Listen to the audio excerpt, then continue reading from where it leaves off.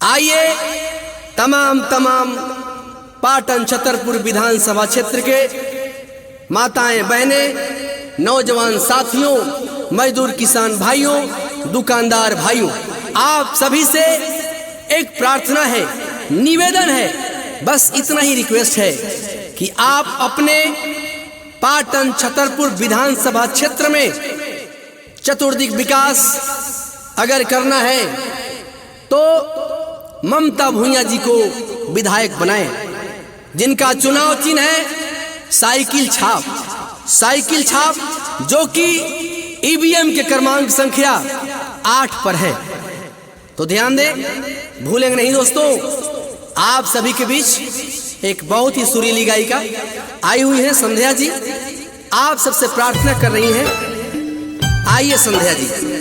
आइए तमाम पाटन छतरपुर विधानसभा क्षेत्र के मतदाताओं से आग्रह है कि ममता भूंया जी को साइकिल छाप पर बटन दबाकर भारी मतों से विजयी बनाएं और अपने क्षेत्र में सेवा करने का अवसर प्रदान करें।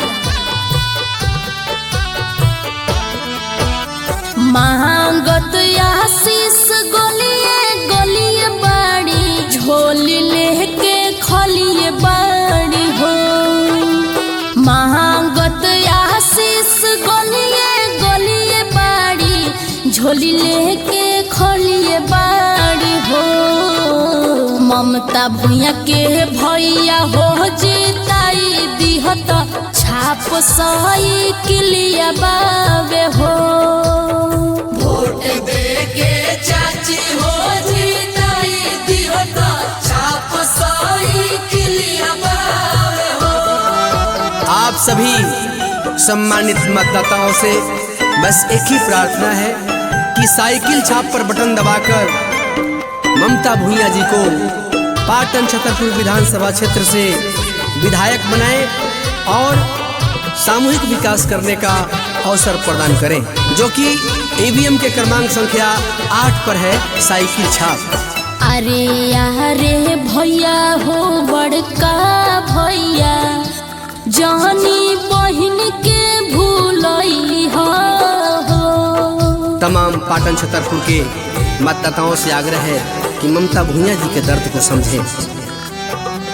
अरे चाची हो अपन चाची, जानी बेटी के भूलई हो। ढेर नेता आई है बरगलई है तोहके, जवन चोर जलिए बावे हो। ममता भूंया के भैया हो जिताई दिहत छाप साइकिलिया बावे हो। ममता भूंया के भैया हो जिताई दिहत छाप साइकिलिया बावे हो। अपने अपने घर से दृढ़ संकल्पित होकर इसी 13 तारीख को बूथ पर जाना है और ईवीएम के क्रमांक संख्या 8 पर, जो कि साइकिल छाप का निशान है, बटन दबाकर अपार मतों से विजयी बनाएं और अपने घर की बेटी को विधायक बनाएं, जिनका चुनाव चिन्ह है साइकिल छाप, क्रमांक संख्या 8 पर। पाटन छतरपुर खातिर बाड़ी है लायक, अब की बनावे के बाइन के विधायक। ममता भूंया जी को विधायक बनाएं और युवा सम्राट अखिलेश यादव जी के हाथों को मजबूत करें।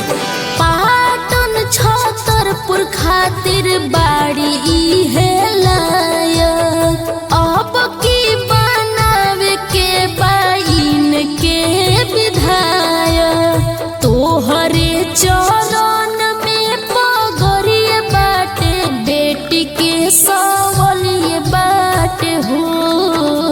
ममता भूंया के भैया हो जिताई दिहत छाप साइकिलिया बावे हो।